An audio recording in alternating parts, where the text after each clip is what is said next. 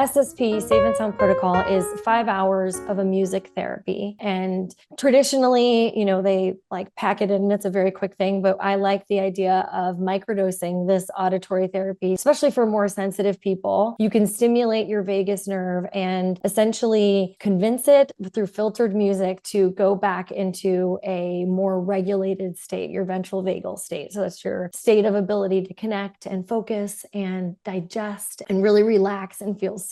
SSP actually started, which I think is cool. It started a lot with people who suffered PTSD and really to help deal with anxiety, trauma, to all sorts of types of sensory processing disorders. And it really was like started just with therapists being able to offer it. And when I did it about a year ago, I felt like I changed the diet, I had changed my diet and I had done everything and I was still having just some residual issues. But then after doing SSP, I really felt like my ability, it wasn't like I stayed regulated all the time, but my ability to come back to my more regulated state and just almost like I had trained my brain to know what it feels like to be back in a more regulated state. And then I knew how to get back there faster because I think I was just in that sympathetic state for so long and just really stuck there and just forgetting what it felt like to even be in a calm, grounded state. And so I think it just sort of like helped push me into that. So this just a little bit more on how it uses the sound frequencies to stimulate your vagus nerve, which then helps your body to feel safe. It helps you enter into that calm state. And through that 5 hours and,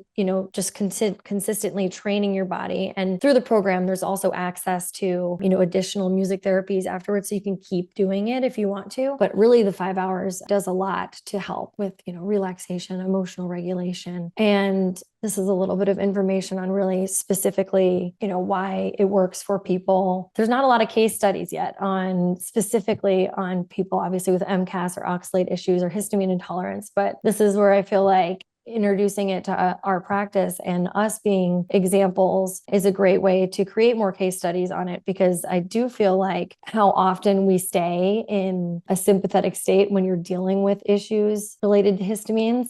And there's that whole really negative thinking that gets set up. Yes. Like there's so many times for myself as well, where all of a sudden I'd feel like oxalate dumping coming on, and then I'd have symptoms, and then I'd be thinking things like, I'm not going to survive this. And I would like shake my own head and go, Monique, you've been through this. You know what this is. But it's almost like the amount of irritation to the nervous system and to the body is just sort of overwhelming. And your brain's trying to solve that problem, and it doesn't really have the capacity to do it. And so there's this really negative thought process arises. And even when I did SSP was maybe the first time was maybe 5 years ago. And honestly, I was most of the way already done. I was already done because I've been doing this diet for almost 17 years. So I was done oxalate dumping, but the stress and like if I would cheat every once in a while when I'm really stressed, I'll go and I'll eat chocolate. Lord help me. And so then you would get some oxalate dumping as oxalate would be leaving the system. And I would have this stuff go off over again. And I'd go, this isn't even the worst thing that's happened to me since I started oxalate. So there was a certain amount of self-coaching, but this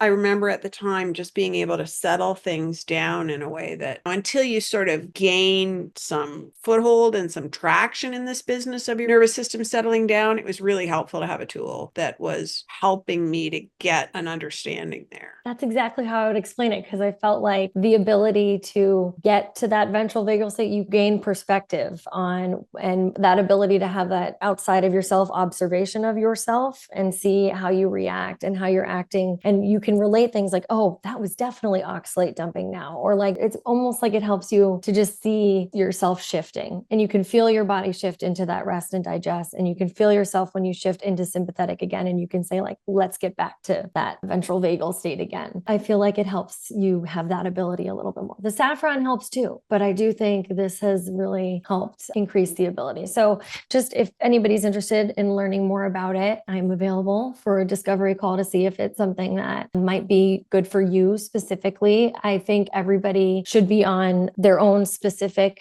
journey with SSP. I believe less is more. So I think starting a little bit more slowly than the original like 30 minutes, it gives your body a chance to, I feel like we're sensitive sensitive as people recovering from histamine and oxalate recovery. We're a little bit more sensitive. So you need something to go a little bit more slowly to help get you there. And it would be custom for everyone, and happy to share more information. There's a really good website about it too. It's whatisthessp.com, and it has like a whole brochure about what it is and how it works. And I also have some links to some research that there is actually out there. There's just a lot more of it is related to nervous system regulation and symptoms of anxiety. And often this was used to begin with children with sensory processing disorder or on spectrum or any type of, actually, I'm doing it on both of my sons because I have a son who's dyslexic and ADHD and one who's, I presume, is ADHD. And so we are running through the program right now to hopefully help with some of that.